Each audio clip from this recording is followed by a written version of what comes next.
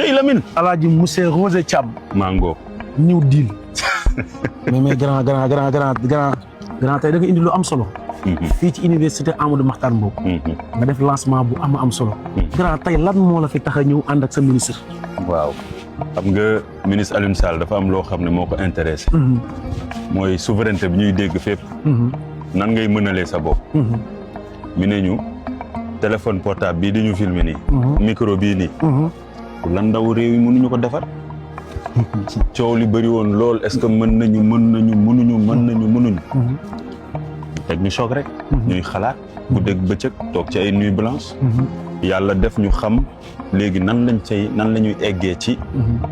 am fii Sénégal ay téléphones yoo xam ne da ngay wëlbati gis made in Sénégal. ay ordinateur portable yoo xam ne da ngay wëlbati gis made in Sénégal. ay appareil photo yoo xam ne da ngay wëlbati gis made in Sénégal. te waaye bul tax ma continuer maa yow daal suñu daje di lay mun mais en tout cas loolu mooy ambition bi affaire bi jarul ñu koy yëkkati fu mu newul. Sénégal Digital Factory. ci wolof.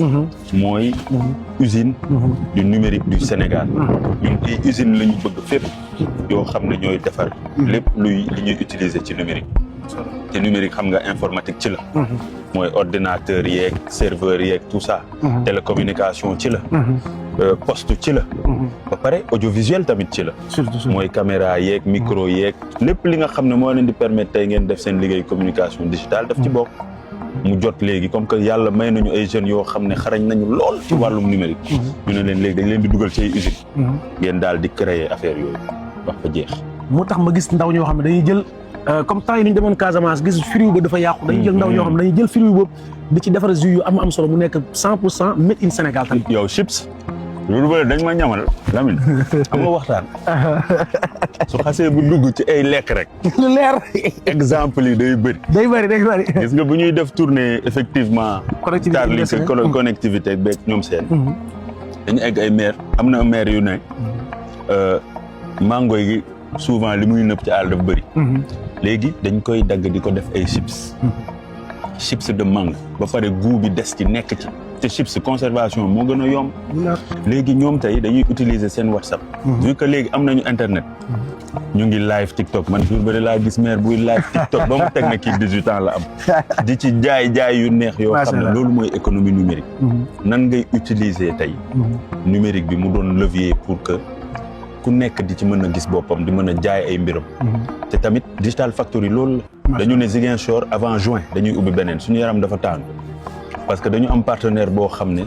muy le ministère de l'enseignement supérieur de la recherche et de l'innovation. muy le programme des Nations Unies pour le développement. yoo xam ne dañu yàqamti.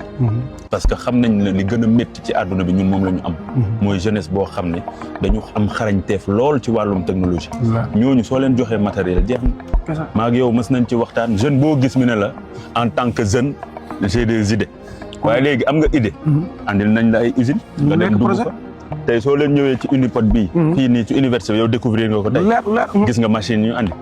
dina am Ziguinchor dina am Saint-Louis. Ziguinchor bi avant juin. Saint-Louis avant fin de l'année début d'année prochaine. Kaolack Matam Kolda Mbour. Thiès na taw fépp. usine pour daal Sénégal Factory la boobu laa koy may sax Sénégal Digital Factory à travers New Deal technologie ànd ak ministère de la communication des télécommunications et du numérique lu ñëpp bokk lañ wax ñëpp jot si jërëjëf jot na li ñëpp bokk ñëpp jot si